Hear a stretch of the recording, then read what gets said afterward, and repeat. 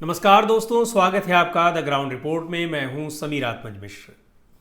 लोकसभा चुनाव में हार के एक महीने बाद ही भारतीय जनता पार्टी को एक और बड़ा झटका लगा है।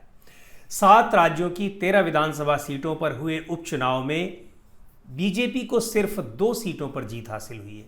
कांग्रेस को 4, तृणमूल कांग्रेस को 4, डीएमके को 1 और आम आदमी पार्टी को भी 1 सीट पर जीत हासिल हुई है। 1 सीट पर निर्दलीय उम्मीदवार को जीत मिली है। उपचुनाव में उत्तराखंड और हिमाचल प्रदेश के परिणाम बहुत चौंकाने वाले रहे। सबसे ज़्यादा जहां लोकसभा में बीजेपी ने सभी सीटें जीती थी, यानी करीब 1 महीने पहले ही उत्तराखंड की सभी 5 सीटें और हिमाचल की सभी 4 सीटों पर भारतीय जनता पार्टी ने जीत हासिल की थी, लेकिन विधानसभा चुनाव में वहां उसको हार का सामना करना पड़ा। उत्तराखंड की दोनों सीटों पर कांग्रेस उम्मीदवारों ने जीत दर्ज की है, जबकि हिमाचल की 3 में से 2 सीटों पर कांग्रेस पार्टी ने जीती है। मध्य प्रदेश की अमरवाड़ा सीट बीजेपी कैंडिडेट ने महज 3000 वोटों से जीती है। बड़ा दिलचस्प मुकाबला था यहाँ का। मध्य प्रदेश की अमरवाड़ा सीट पर 3 राउंड में बीजेपी उम्मीदवार आगे चल रहे थे। फिर 17 राउंड तक कांग्रेस उम्मीदवार धीरेन्द्र शाह ने बढ़त बनाए रखी लगातार, लेकिन अचानक 18वें राउंड से बीजेपी कैंडिडेट ने बढ़त बनाई और फिर उनकी जीत हुई। हालांकि कांग्रेस ने धांधली का आरोप लगाते हुए दोबारा मतदान कराने की मांग की है, लेकिन दोबारा मतदान होंगे या नहीं होंगे ये बाद में पता चलेगा। फिलहाल वहां पर कांग्रेस पार्टी को हार का सामना करना पड़ा। यहां उपचुनाव इसलिए हो रहे थे क्योंकि लोकसभा चुनाव से ठीक पहले कांग्रेस विधायक कमलेश प्रताप शाह कांग्रेस छोड़कर बीजेपी में चले गए थे। यह विधानसभा छिंदवाड़ा जिले में आती है और इसे कांग्रेस का गढ़ माना जाता है। पिछले विधानसभा चुनाव में कांग्रेस ने छिंदवाड़ा की सभी 7 विधानसभा सीटें जीती थी। हालांकि उसे प्रदेश में हार का मुंह देखना पड़ा था, यानी पार्टी सरकार बनाने से वहां रह गई थी, लेकिन छिंदवाड़ा जिले की जितनी 7 सीटें हैं वो सब की सब उसने जीती थी। उत्तराखंड की बद्रीनाथ सीट पर भी चुनाव इसी वजह से हो रहे थे क्योंकि कांग्रेस विधायक राजेंद्र भंडारी लोकसभा चुनाव से पहले बीजेपी में शामिल हो गए थे। उन्होंने इस्तीफा दिया। बीजेपी ने उन्हें उसी सीट से फिर से उम्मीदवार बनाया जिस सीट से वो इस्तीफा देकर बीजेपी में गए थे। दिलचस्प बात यह है कि इसी सीट से उन्होंने विधानसभा चुनाव कांग्रेस के टिकट पर उस वक्त जीता था जब बीजेपी की उत्तराखंड में एक तरह से लहर चल रही थी। लहर इसलिए चल रही थी क्योंकि बीजेपी ने लगातार दूसरी बार वहां पर सरकार बनाई थी। पार्टी ने बहुमत हासिल किया था, लेकिन बहुमत की सरकार का हाथ होने के बावजूद उपचुनाव में वो कांग्रेस उम्मीदवार से हार गए। यहां कांग्रेस ने लखपत सिंह बुटोला को उम्मीदवार बनाया।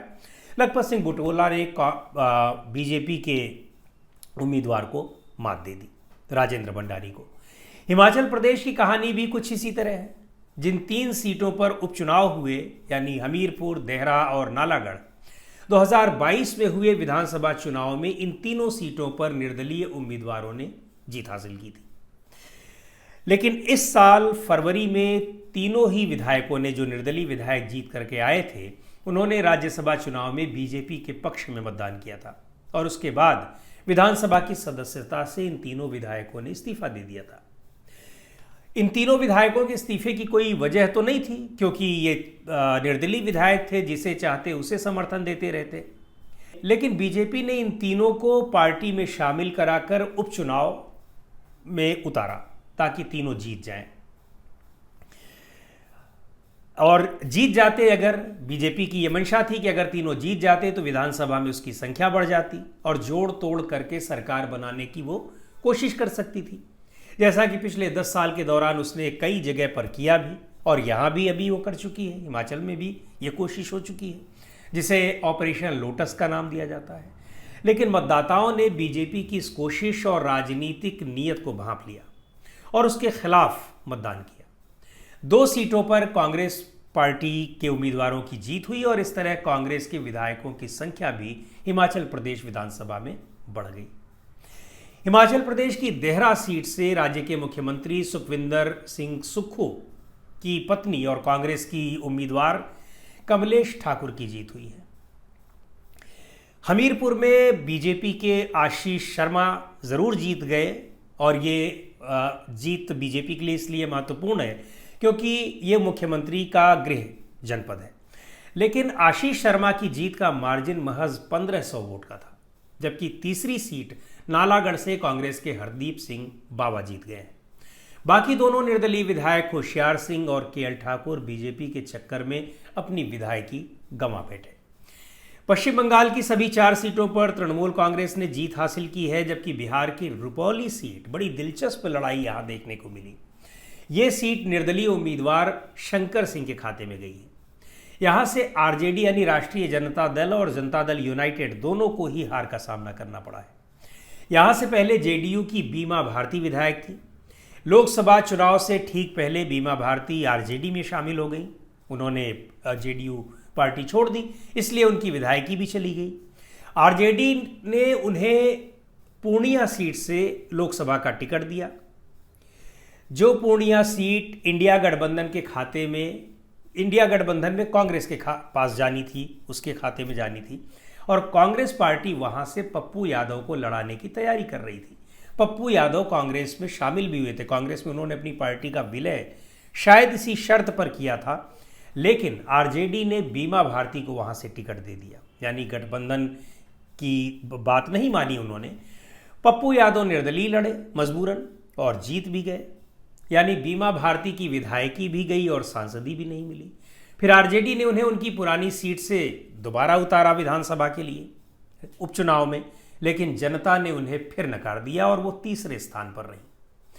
पश्चिम बंगाल में विधानसभा की 4 सीटों के लिए हुए उपचुनाव में तो बीजेपी को करारा झटका लगा है। सत्तारूढ़ तृणमूल कांग्रेस ने कोलकाता की मानिकतला सीट के अलावा उत्तर दिनाजपुर की रायगंज, पुरुलिया जिले की बागदा और नादिया जिले की रानाघाट, ये तीनों विधानसभा सीटें जीत ली हैं। इनमें से मानिकतला सीट के अलावा बाकी तीनों सीटें उसने बीजेपी के खाते से छीनी हैं, यानी इन पर पहले बीजेपी के विधायक थे, वो जीत करके आए थे।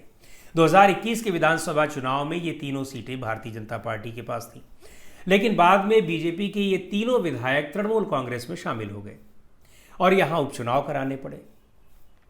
लेकिन यहां हिमाचल और उत्तराखंड वाली स्थिति नहीं थी।